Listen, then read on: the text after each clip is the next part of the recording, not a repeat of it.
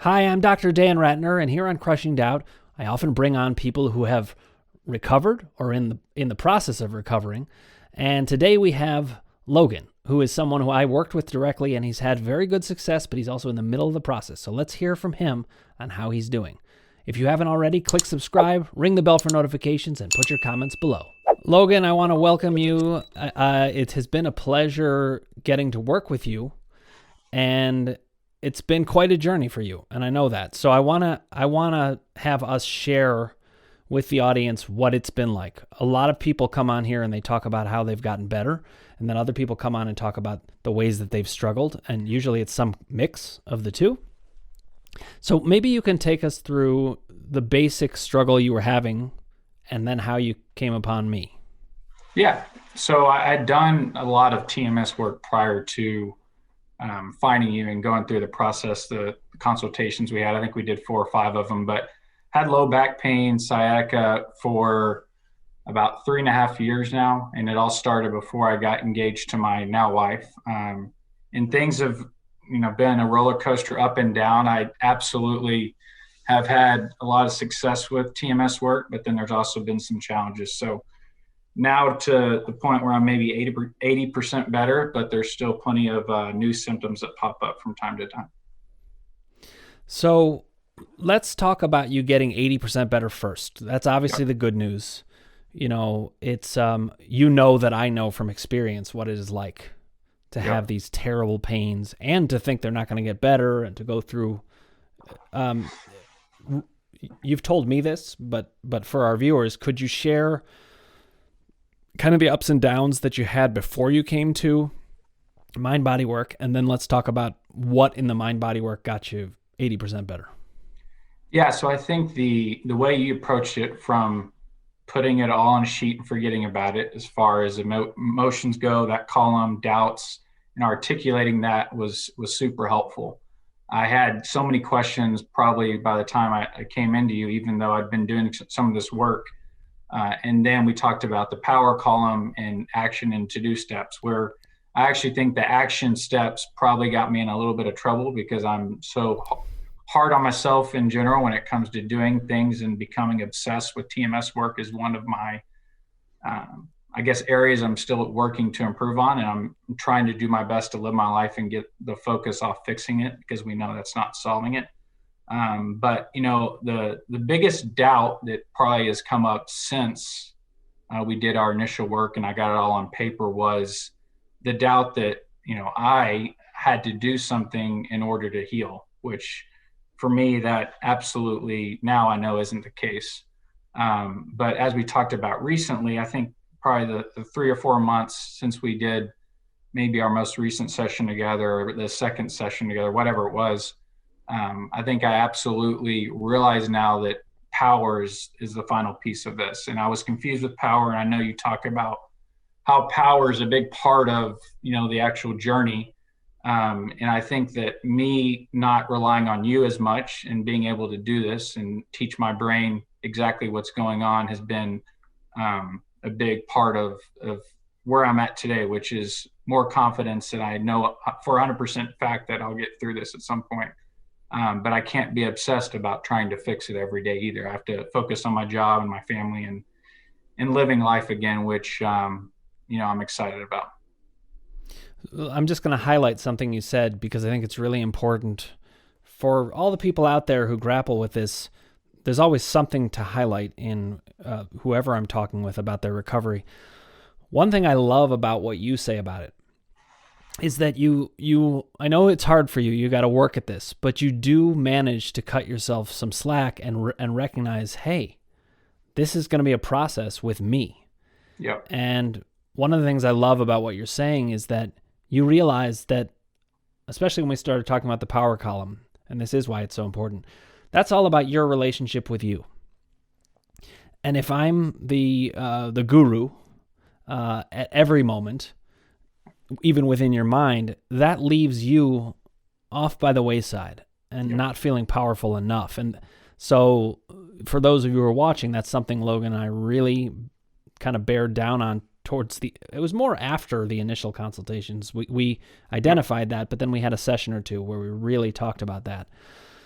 And so that's one part of what I'd want to highlight. But the other part is the idea that you're 80% better, which means 20% not all better. And I want to hear what those symptoms are like. I know you certainly wish they were all better. And listen, even I have my moments. I think I've shared this with you. I have moments where, in fact, this past week, I've had, more back pain than I've had in a while. And I have to go back to the fundamentals. I have to say to myself, now, wait a minute. Is there some emotion going on? What's the doubt? Am I not feeling powerful? I go through my, just same as you. So take me through, when did you get that 80% relief, and what was the key? And then let's get to the 20% and what that's like. Yeah, I think that the 80% came right after probably our third session together. So for me, what I've been doing lately with the final 20% is first and foremost, as I mentioned earlier, not trying to obsess about this all day, every day. We know it's not a problem to solve. But the second part is, I essentially will go through something Dr. Schumer said way back when, maybe is some video I watched or something. Be certain, be persistent, be patient, be kind, and essentially telling your brain that everything's going to be okay. And just trying to not become so intense throughout my day. I'm a sales guy, so I'm really hard on myself as far as attaining a quota and all these different things. And I've gotten to the point lately where I've been able to finally pause and say, hey, you're not treating yourself well. You need to take a break. You need to go, soothe. You need to do XYZ, whether it's some, 5-minute breathing. I've got to incorporate the fun again. And that was another big part of the action to do steps was, not being such a drill sergeant to myself and finally having, setting time and setting boundaries for fun and not just work, which in these COVID times, being at home working and not having social interaction has been even more challenging. And as far as the sensations go and different things, I had this weird skin thing pop up, like basically chest and back, that I was freaked out about. And I brought to attention to you, and you calmed me down and told me that this is absolutely my body. I did some work and I'm still working through that. It's not comfortable throughout the entire day, but I've been able to wake myself up, like you mentioned, and just basically tell my brain that we're not going to let this hold us back today. We're going to absolutely show empathy to ourselves when, the pain does flare in my sciatica, or, occasionally I'll get some shoulder pain when I'm sitting at my desk too long. And those are the times where I have to get out, go outside, take a walk, or do something to, be kind to myself and not, get out of the drill sergeant mentality. Right. The internal dictator, as you've right. You've the dictator within, which you've talked about too. Dictator within. Right. Yeah. So, I think one of the things I'm thinking about is that, you had done previous work, and you mentioned Schubiner and those things that he lists. And I was hearing how patience and kindness would have been more challenging than persistence, for example. Correct. Persistence was always going to be right up your alley. No problem right. at all. Yeah, there's no issue there. So that's one of the ways that I like to work with finding out about the individual mind I'm working with and what's holding them back. And I think that's something that we did kind of successfully, but I wondered if you, well, certainly very successfully, but by my estimation at least. But I think I'd want to hear about how you were working on mind body work. When you discovered me, something felt like it clicked, or there was something different. I wonder if you could just talk about that. Sure. So I had obviously read Sarno, a number of books, and The Great Pain Deception, different things prior to working with you. And I think for me, the number one comfort working with you was getting all of the doubts listed, all the questions answered. There's so many that pop in, especially when you're at home alone working all day. You have your work, but you also have your mind to deal with. So working with you, putting everything down on paper to how this started, to the doubts that I can go through today, here 6 months later, or however long it's been, and absolutely crush just about 95% of those. I'm not perfect, but we're not trying to be perfect either. That's what got us into to this. situation we're in. Right. But yeah, as far as, I don't know if I answered your question correctly, but yeah, I think at the end of the day, it was the comfort of getting it all on paper, knowing that I can forget about it, and then also the document you put together. Where I think I had sent you an email once I read through your novel of all the different things to think about. As far as, not a novel, it's probably what, 15 pages or whatever. All the doubts that can come up in each column. That was, one of the best things that I think you did as far as helping me with those final questions. Not obsessing about those, not reading those every day like I did for a little bit, and now just going back to them when I feel like I might need a refresher or reminder. Right. And so everybody that I work with, they need different things. But one of the things that helps you, as far as I know, is putting it on paper, knowing that it is somewhere, that you can Yep. go look for it, but you don't have to spend all the time on it because it's somewhere, you know? Mm-hmm.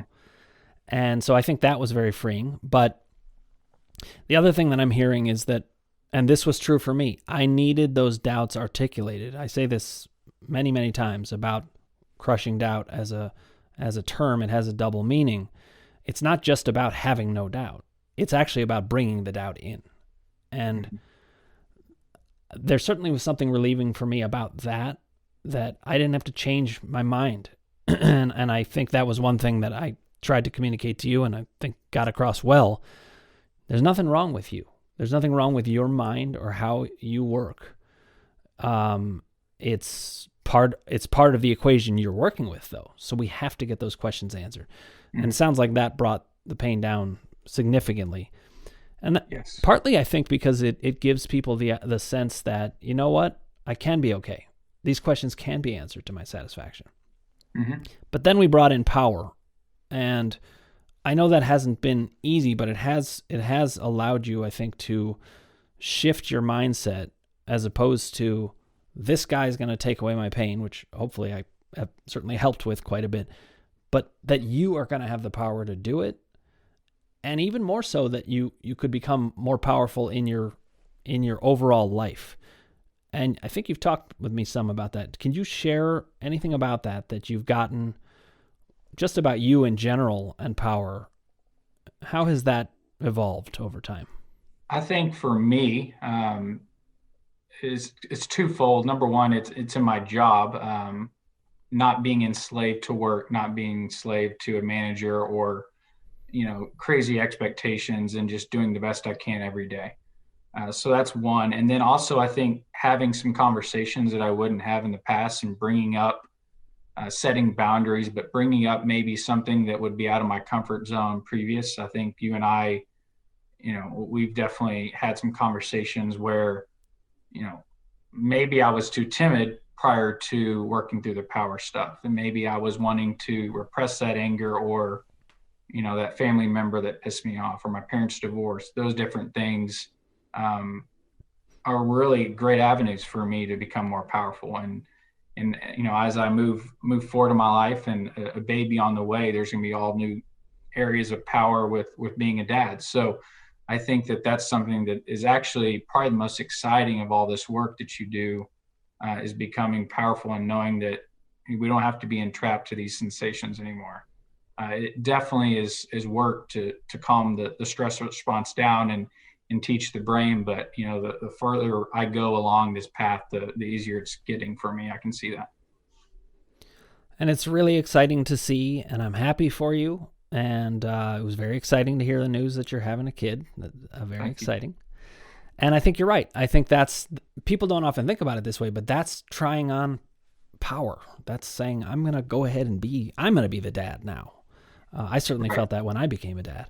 But to connect that to your symptom life is important, because what it tells you is the symptoms are also trying to get us to be powerful. That's part of the message that I talk about with power. Yep. And I'm proud of you. I think you've done great work. And one of the greatest rewards in this work for me is being connected to people like you, and knowing that you are better off for having discovered these things. And I look forward to all the things that are coming. So let's keep in touch, Logan. Thank you for coming on. And you keep me posted on how you're doing. And if we need to Well, go kick some symptom ass, we will. That's right. Appreciate it, Dan. Thank you. All right. Thanks, Logan.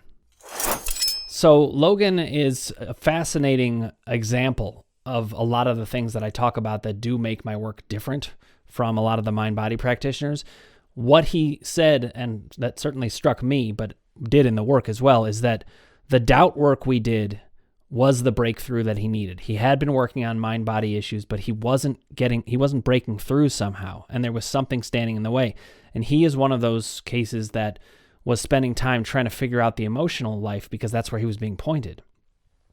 But there's a whole other side to things, and when I brought that to his attention, that opened up some doors. So he is a good example of the fact that we don't just try to not have doubt. We bring the doubts in. We deal with the doubts. We answer those questions. And that brought him down to about 20% of the pain he was at before, which was fantastic. Then we started working on that plateau where he got stuck at 20%, and we started to work on power. The power column is great for those issues. And if you haven't seen my video on emotions and on doubt in the mind-body connection series, check those out. The series on power is coming out this week as well, so you can take a look at that, and it really fits very well with what's going on with Logan. In any case, I think he's a great example of the fact that this is a process. You keep working at it and become powerful yourself, and you can get better. If you want to see more things like this, click subscribe, hit like, and ring the bell for notifications, and I'll keep it coming.